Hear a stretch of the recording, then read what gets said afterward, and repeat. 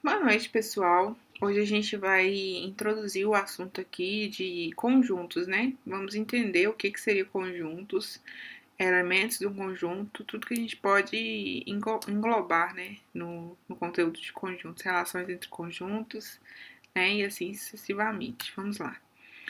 O que é um conjunto? A gente não tem uma definição exata do que venha a ser um conjunto. A gente trata o conjunto como se fosse uma coisa, né, que a gente tem um agrupamento de elementos e quando a gente agrupa esses elementos, né, a gente chama aquele agrupamento de conjuntos, né, de conjunto.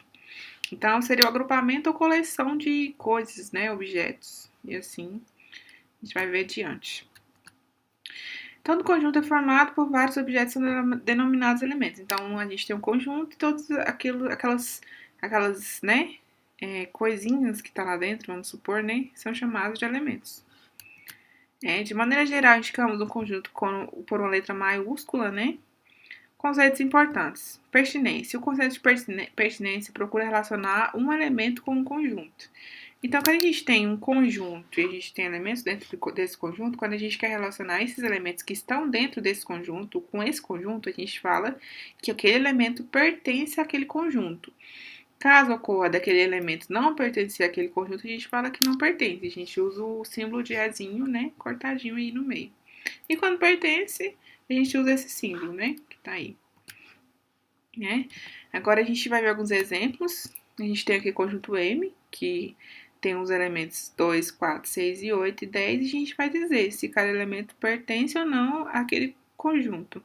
O 2 pertence àquele conjunto? Sim, né? Então, a gente usa esse símbolo. O 5 pertence? Não, né? Então a gente usa esse outro símbolo. O 10 pertence? Sim, né? E o Brasil, que é um elemento, também não pertence. Então, esse símbolo aí. Bem simples, né, de entender. Subconjunto. O que seria um subconjunto? Subconjunto vamos supor, a gente aqui no caso a questão deu os exemplos de A e B, né? A gente tem um conjunto B, que é um conjunto maior, e a gente tem o conjunto A, que está dentro desse conjunto B. O que significa estar dentro, né? E a gente, de forma formalizada, a gente fala que está contido. A gente diz isso quando todos os elementos daquele conjunto menor está dentro, né, também do conjunto maior, que é o conjunto B. Então quer dizer que o A está contido no conjunto maior, que no caso aqui é o conjunto B. Então A está contido em B, certo? Aí a gente tem a figura para caracterizar isso bem, entender, né? A gente tem um conjunto maior, um conjunto menor dentro desse conjunto maior, e todos os elementos desse conjunto menor está contido em B. E, ou seja, o conjunto em si está contido em B, né? Relação de inclusão. É a mesma lógica que a gente acabou de ver, a gente usa esse símbolo quando está contido. A gente pode falar que o A está contido em B ou que A é um subconjunto de B, né? A gente pode usar essas duas nomenclaturas aí. Alguns exemplos, né? Bem simples aqui. Agora a gente vai falar de igualdade de conjuntos. O que seria igualdade de conjuntos? A gente tem dois conjuntos A e B, são ditos iguais quando possuem elementos exatamente iguais, né? Não importa a ordem, não importa quantas vezes um elemento aparece, não importa. Importa simplesmente se aquele elemento está lá ou não. Aqui no caso, a questão deu A igual a 0, 1, 2, 3 e 4. E B deu 2, 3, 4, 1 e 0. Tá vendo que a ordem muda completamente? Mas não deixa de ser igual. Por quê? Porque os elementos são iguais. Então, isso aí a gente não pode mudar, né? Agora, alguns conceitos particulares, né? Conjunto vazio. O que vem a ser o conjunto vazio? É um conjunto que não tem nada de elementos, né? A gente não tem nenhum elemento ali dentro daquele conjunto. A gente indica por esses dois sinais, né? Que é a chavinha ou a bolinha cortada no meio. A gente pode usar esses dois sinais. Conjunto unitário, que corresponde a outro tipo especial de conjunto, é todo conjunto que possui apenas um elemento. Então, conjunto vazio é aquele conjunto que não tem nenhum elemento ali dentro, né? E o conjunto unitário é o conjunto que tem só um elemento, né? E o conjunto inverso corresponde ao conjunto ao qual pertencem todos os elementos que fazem parte do nosso estudo, certo? Agora a gente vai ver o conjunto das partes. O que é as partes de um conjunto, né? O conjunto das partes é um conjunto formado por todos, sem exceção. É todas as possibilidades de subconjuntos de um A, quer dizer, de um conjunto, né? Que no caso é o A. Né? A gente usa essa nomenclatura aqui para dizer. Exemplo, conjunto A igual a 0, 1. Quais são as possibilidades de subconjuntos dentro desse conjunto? Conjunto vazio, né? Lembrando que a gente vai ver posteriormente, mas todo conjunto tem como conjunto vazio como subconjunto. Então, explicando melhor. Um conjunto vazio sempre vai ser um conjunto, um subconjunto, uma possibilidade de subconjunto de qualquer conjunto, certo? Então, a gente já pode contar aí como o conjunto vazio. Então, aqui, no caso, a gente tem o conjunto vazio, o 0, né? Entre chave, 1, entre chavinha e 0 e 1, certo?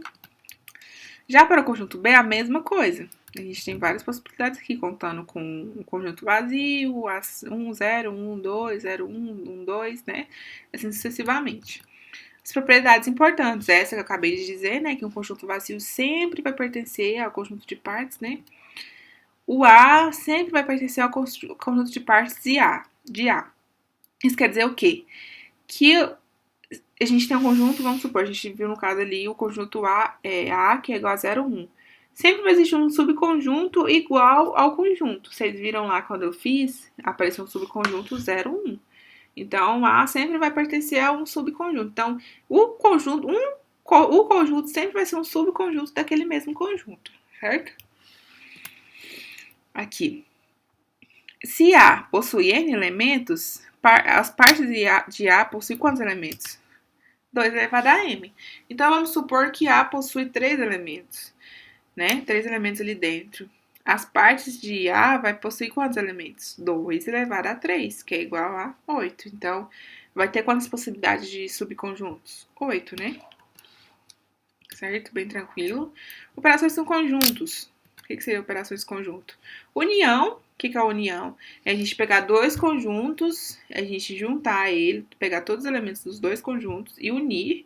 Seria a união dos conjuntos, né? Interseção, a gente tem dois conjuntos e quando existe números, né, elementos, a gente não pode falar números, porque pode ser que não sejam números, né? A gente tem elementos que fazem parte do conjunto A e do B ao mesmo tempo, a gente chama de interseção, certo? E diferença é quando, vamos aqui, exemplo, A, diferença de B, é todos os elementos que está no A, mas não está no B. É diferente, completamente diferente, se a questão desse B é diferença de A. Porque aí seriam os elementos que está no B, mas não está no A. A gente tem que sempre lembrar dessa diferença. A diferença de B é diferente de B, diferença de A. Certo? Diagrama de Venn. Aqui a gente vai ver um exemplo. A gente tem dois conjuntos, A e B, certo? Aí essa partezinha pintada, riscada aí de rosa seria o quê? Seria a união de B. Tá vendo que a gente pintou tudo? Então, é todos os elementos juntos. União, né? A gente tem que remeter esse significado da palavra, união. A união de B, todos os elementos juntos, né? Agora aqui, o amarelinho, né? O riscado amarelo seria o quê? Seria a interseção de B. Então, todos esses... Se os elementos que estão aqui no meio, nesse amarelozinho, seriam os elementos que estão no A, mas está no B ao mesmo tempo. Aí, os elementos em comum, né? Vamos dizer assim. Aí aqui no caso, a setinha A, a diferença de B, os elementos que estão no A, mas não está no B. E aqui B, a diferença de A, que é os elementos que estão no B, mas não está no A. Aqui alguns exemplos, né? Aqui. A2 é a interseção, né? 1, 3 e 4 são os números que sobraram, né, de A. Que seria 1, 3 e 4 seria a diferença de A com B. E 5 e 6 seria a diferença de B com A, né? Problemas com operações de conjuntos, né? Aqui eu vou deixar essa questão aqui para vocês pensarem um pouco. Lembrando que quando a gente fala 75, né, jogam futebol, a gente está contando com os 17 que jogam basquete também, né? Então, quando a gente vai montar diagrama de Venn, a gente tem que pensar em tudo isso. Os elementos que só jogam basquete, os elementos que só jogam futebol e os elementos que jogam os dois. Certo? Aí a gente vai montar mais ou menos isso e vocês vão montar aí depois pra mim.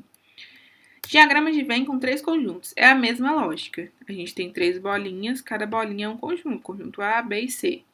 Aqui, quem é A interseção de B e interseção de C são todos os números que estão no A, no B e no C ao mesmo tempo.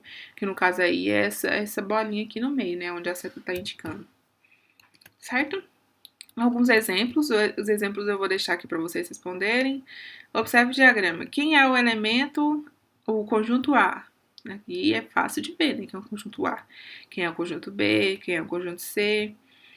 Aqui, no caso, gente, o que a gente faz para responder isso? A gente resolve o que primeiro está em parêntese e quando a gente resolve o que está em parêntese, a gente monta um grupo, né?